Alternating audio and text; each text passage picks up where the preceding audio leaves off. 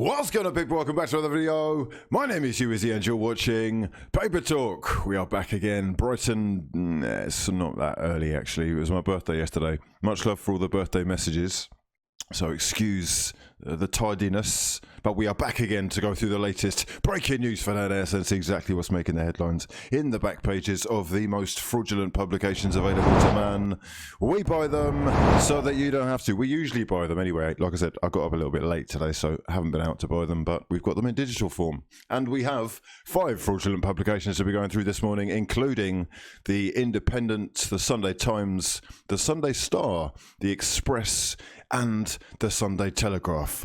All that and plenty more coming right up. Let's get straight down to business. This is for the ones who care.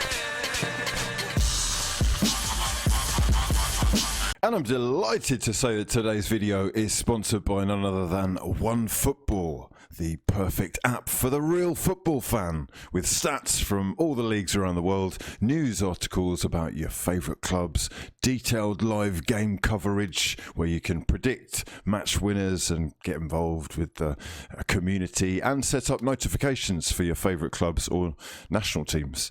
It is free to download and you're helping the channel out massively by downloading it from the link in the description box below, so please do check it out. OneFootball. And we start on the back of the Independent. Then you can see here from the picture of Gundogan, Jesus and Foden celebrating as Manchester City got a 1-0 win over Sheffield United. It was Gabriel Jesus' first Premier League goal since November, but that was enough to help City record a club record 12th successive victory. They're actually on fire right now and stretch their lead at the top of the table to 3 points over Manchester United with a game in hand.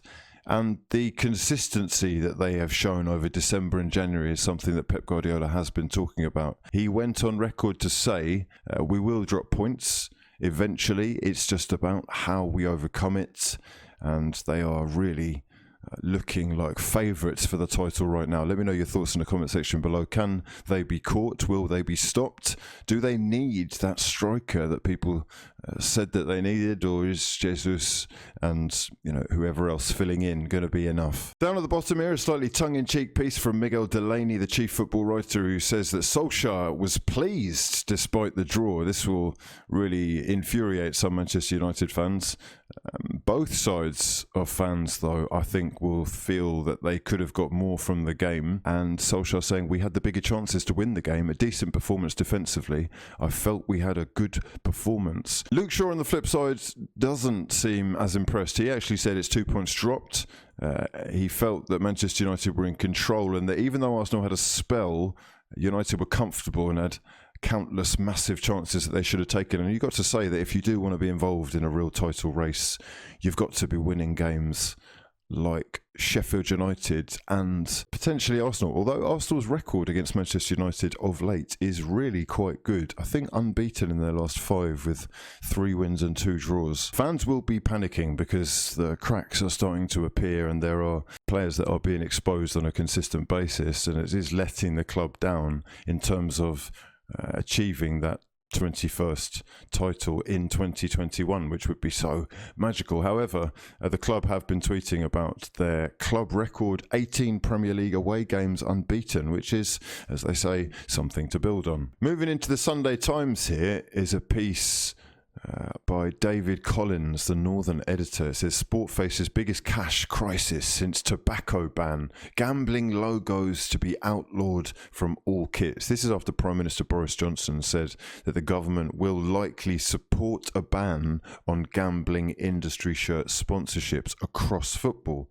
And it is estimated that teams in the top 2 divisions alone make a combined revenue of around £110 million a year, so would lose all of that if this legislation is enacted. It says gambling logos may be banned from sports shirts in the biggest shake-up of advertising in professional sport since tobacco promotion was outlawed, and the move would hit football clubs hardest but also affect snooker, darts, boxing and rugby league. Telegraph go on to say that the government are increasingly concerned about gambling addiction, with a full review into the industry currently taking place and evidence due to be presented in the House of Lords in the next few months. Sunday Star, I've got some fantastic news for Liverpool fans. It says Virgil van Dijk's on track to make his Liverpool comeback during the title run-in, targeting an April return after his cruciate ligament injury. Also, good news for Tottenham fans in that they think Harry Kane could well be back from his ankle injury before the end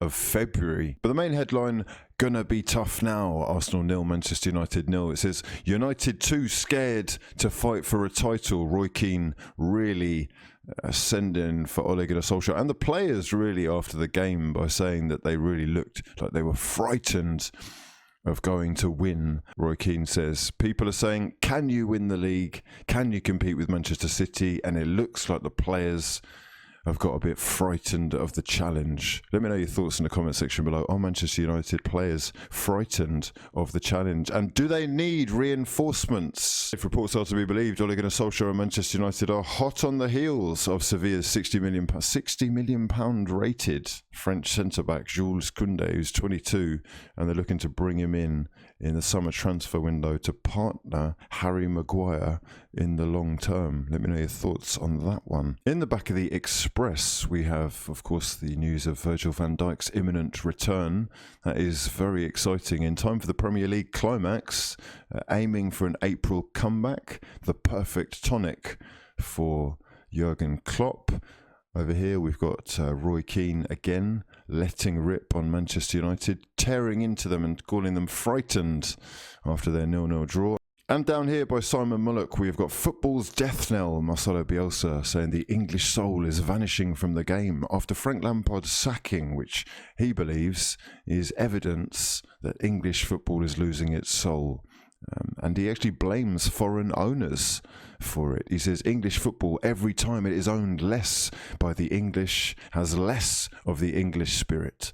Bielsa saying that Chelsea had built one of the best squads in the world with Frank Lampard and should have given him time. In the back of the Sunday Telegraph, it's Thomas Tuchel saying it's deliver or be sacked, and he is under no illusions as to what he is expected to achieve. In the short-term contract that he's been given by Roman Abramovich and Chelsea, it's an 18-month deal. And he says that whilst he was initially worried about such a short-term deal, he said after a minute, I thought, what does it change? What does it change if they give me 4.5 years and they sack me anyway? If they're not happy with me, they're going to sack me. He's 47 years old and he knows that Chelsea and Abramovich are desperate to win and will settle for nothing less. Sometimes that even isn't enough. He's already said that the league title was beyond reach this season, but the team would aim to win the FA Cup and the Champions League and finish in the top 4. It's a big ask, but they've certainly got the squad to be able to achieve that. In the middle here, we've got United hit the wall. Reds frustrated in Emirates stalemate. Manchester United's 0-0 draw again the focus. And we will now move into the transfer rumours. Sergio Ramos is ready to quit Real Madrid this summer for the Premier League. And apparently he doesn't fancy PSG. His talks over a new contract at the Bernabeu have collapsed. And that means he'll be available on a free transfer in July. So he's open to talk to clubs now outside of Spain to secure a pre-contractual agreements. The problem with Ramos is, of course, that there's only a handful of clubs who could actually afford his wages. Even at the age of 34, he's going to expect to bring in more than 200 grand a week. And he's already turned down a 2-year deal at Real Madrid because he's been asked to take a 10% pay cut. So you've got to assume that he's going to want the big bucks. As I say, his agent is targeting Manchester United first, but it is also being rumoured in Spain that he could well end up at Everton if they could cough up the money and other bigger clubs weren't interested. It's worked for James Rodriguez, and Ramos could be tempted by the prospect of playing at Everton. The problem with Sergio Ramos is obviously that he is 34 and Manchester United are targeting a youngster, 22-year-old French centre-back, the first choice summer target if reports are to be believed, as Ole Gunnar Solskjaer continues to build for the future. Jules Koundé, the Sevilla's £60 million rated 22-year-old centre-back, arrived at Sevilla from Bordeaux about a year and a half ago, and he's emerged as one of the most promising talents in the league. It's not just Manchester United that are after him though. Bayern Munich, Juventus and Real Madrid are all watching. He reads the game very well, he's quite quick, and of course Ole Gunnar Solskjaer had a close-up look at him when Sevilla beat Manchester United 2-1 in the Europa League semi-final last August before going on to win the trophy. Sam Allardyce is looking at bringing in Crystal Palace striker Christian Benteke on a short-term loan, and because Benteke is not going to be getting much game time at Palace, he is trying to put himself in the shop window for the summer with his agents trying to shop him around Italy and Turkey. He's still expensive though. I didn't realise this until today, but Benteke is on 120 grand a week at Selhurst Park, so even half of that for West Bromwich Albion is going to be a stretch, but a short-term loan deal could potentially be beneficial for all parties involved, especially for West Brom, who are looking for another centre forward despite the fact that they have brought in Mbaye Diagne from Galatasaray on loan. Two big stories coming out of Spain today, the first of which is Barcelona's 23-year-old French winger Ousmane Dembele, who has of course been linked with plenty of Premier League clubs and is immensely talented and potentially wasted out there. Wants to stay at the new camp and prove himself, and that is music to the sound of the Spanish media's ears. The other big story is that Lionel Messi's contract has been leaked. As you can see here, it's a contract that is worth just shy of £500 million and is the biggest deal in sporting history. He is coming towards the end of his latest 4-year deal with Barcelona. And Spanish newspaper El Mundo have reported that the total value is 555 million euros, equivalent to 492 million pounds. Being a 4-year deal, it's worth on average 123 million pounds per year with all the bonuses included. And one of the bonuses is a 102 million pounds renewal fee just for actually signing the contract. He also gets an extra £70 million a year as a loyalty bonus for staying at the club. However, with all that said, he is also expected to leave the club after 20 years this summer. Where is he going to end up? I'd love to know your thoughts. Is it going to be a PSG, Manchester City or somewhere else? This is the front page of the El Mundo report, which has actually leaked the contract, and it is kind of shocking, especially the numbers we're talking about, considering that Barcelona's financial reports were only revealed a few days ago, and they showed that the club are in debts that are just eye-watering. We're talking like £1 billion in debt, including a short-term debt of about £650 million, £250 million of which needs to be paid back before June. Arsenal are apparently considering a late move for Crystal Palace defender Patrick Van Aanholt, with Mikel Arteta looking to bring in a new left-back to provide some kind of cover for Kieran Tierney before the transfer window closes on Monday night. Make sure you are subscribed to the channel if you're new, and drop the video a damn like if you breathe oxygen, but also join us on transfer deadline day. We will be doing a live stream for that. It is a slightly surprising rumour, this one, if only because it's actually Tyrick Mitchell that's been linked with Arsenal recently, but apparently the club see him as a long-term option. On the other hand, Van Aanholt is 30, his contract runs out in the summer, and instead of losing him for free then, they are considering letting him go now for a lower fee, which would suit both parties. The Evening Standard are reporting that Liverpool are interested in Arsenal defender Shkodran Mustafi as they look to bring in a centre-back before the deadline.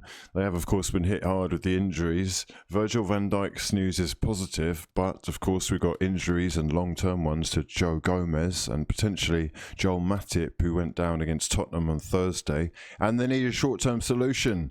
Obviously, Mustafi is in the last 6 months of his contract at Arsenal, and although no contact has actually been made, this is something that is being written about quite a lot. I'm seeing it everywhere, actually. Mustafi apparently open to leaving Arsenal this month if the right offer presents itself in the coming days, but he's been attracting interest from other clubs as well, slightly more realistic ones, I would say, than Liverpool, including Lazio, However, nothing concrete actually emerging from that. He hasn't played for the club since Boxing Day and has only played 3 times in the Premier League this season. So you have to wonder what exactly, if anything at all, is going to happen there. Right, that's about it for this time. I'm going to love you and leave you. I hope you're all doing well and enjoying the content that we're bringing for this.